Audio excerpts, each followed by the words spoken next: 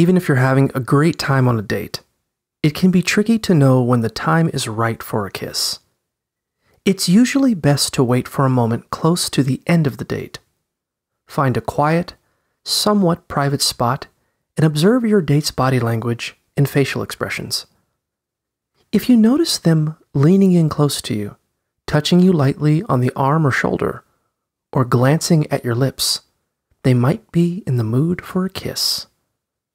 You can also try getting close and seeing whether they lean in or move away.